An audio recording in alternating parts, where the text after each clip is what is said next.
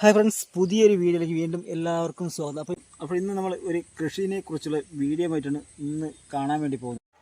അപ്പോൾ ഈ വീഡിയോ 2 മാസം മുൻപേ ഷൂട്ട് ചെയ്ത് തുടങ്ങിയതാണ്. കൃഷി ജോലി ആയതുകൊണ്ട് തന്നെ ഓരോ ഘട്ടങ്ങളായിട്ടേ കാണിക്കാൻ പറ്റത്തുള്ളൂ. അപ്പോൾ ഇത് നമ്മൾ ആദ്യം എൻ്റെ വീട്ടിന് തൊട്ടടുത്തൊരു ലീസിനെടുത്ത് ഒത്തിരി കുറച്ച് സ്ഥലമാണ്. അപ്പോൾ ആദ്യം നമ്മൾ കാട് വെട്ടി കംപ്ലീറ്റ് വൃത്തിയാക്കി ഇട്ടിട്ടുണ്ട്. അപ്പോൾ കുറേ ഭാഗം മേളോട്ട് കാട് വെട്ടാനുമുണ്ട്. അപ്പോൾ താഴെ ഒരു വലിയൊരു പ്ലാവ് ഉള്ളത് കാരണം അതിൽ നിറച്ച് ചക്കയുണ്ട്. അപ്പോൾ ഈ ചക്ക തിന്നാൻ ആനയും കാട്ടുപോത്തും പന്നിയൊക്കെ വരുന്നതുകൊണ്ട് ആ പ്ലാവിലെ ചക്ക വീണ് തീർന്നതിന് ശേഷം താഴോട്ട് വിട്ടാന്ന് വിചാരിച്ചു. ഈ കാണുന്നതാണ് എൻ്റെ വസ്തു. ഇവിടെ കംപ്ലീറ്റ് റബ്ബർ ആയതുകൊണ്ട് നമുക്കൊന്നും ചെയ്യാൻ പറ്റത്തില്ല. ഇപ്പോഴേ കൃഷി എന്നൊക്കെ പറഞ്ഞ ആളുകളെല്ലാം മടുത്തു തുടങ്ങി. കാരണം ഈ കാട്ടിന് ഉൾക്കാട്ടിക്കിടന്ന മൃഗങ്ങളെല്ലാം കൂടോടെ വീട്ടിനടുത്തൊക്കെ വന്ന് അതിന് ഇനി പറയേണ്ട എന്തെല്ലാം ചെയ്യാൻ പറ്റുമോ അതെല്ലാം ചെയ്യും.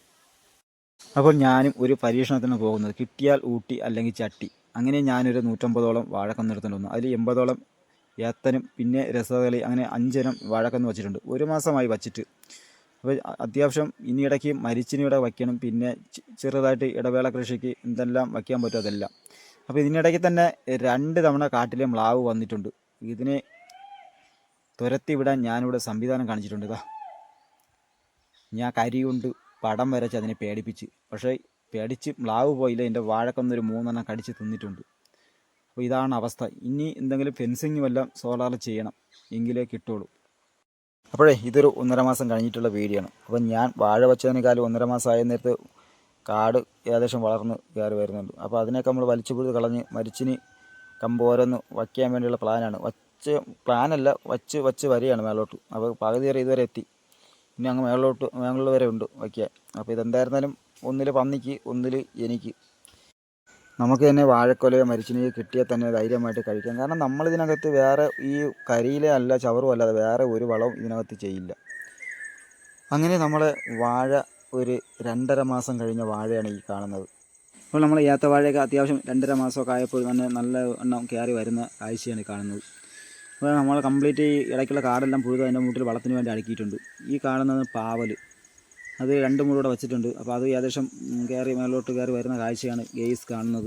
അപ്പോൾ ഇത് കണ്ട അടുത്ത് കൃഷിയിലേക്കാണ് ഇനി നമ്മൾ പോകുന്നത്. ഇവിടെ പയറുണ്ട്. ഇനി നമുക്കിനി ഓസന് കിട്ടിയ കാര്യങ്ങളൊക്കെ ഇവിടെ നിന്ന് കാണിച്ചു തരാമേ. മാവന്മാരെയൊക്കെ നമുക്ക് ഓസന് തന്നിട്ടുണ്ട്. അപ്പോൾ ഇതൊരു 5 മൂടി കറിമുളക് ഞാൻ കടയിൽ നിന്ന് വാങ്ങിച്ചതാണ് വെച്ചത്. അവർ എനിക്ക് ഓസന് തന്നെയാണ് ഈ മാമൻ സോപ്പിട്ടൊക്കെ ഒന്ന് വാങ്ങിച്ചാണ്. താമരക്കണ്ണി ചേമ്പ്, നല്ല കിഴങ്ങ് വയ്ക്കുന്ന ചേമ്പ് എന്നാണ് പറഞ്ഞത്. അങ്ങനെ 2 തന്നു. പിന്നെ ഒരു അണ്ണൻ്റെ ഞാൻ എൻ്റെ ചോളം കൊണ്ടുപോയ സമയത്ത് ചോളം താണെന്ന് പറഞ്ഞ് അണ്ണൻ 2 മൂട് ചോളവും തന്നു. ഇത് ഞാൻ വാങ്ങിച്ചു വെച്ചതാണ് കേട്ടോ. പൈതളം 5 മൂട് ഇതൊക്കെ ഞാൻ വാങ്ങിച്ചതാണ്. ഒരു 5 മൂട് കൊണ്ട് നമ്മളെ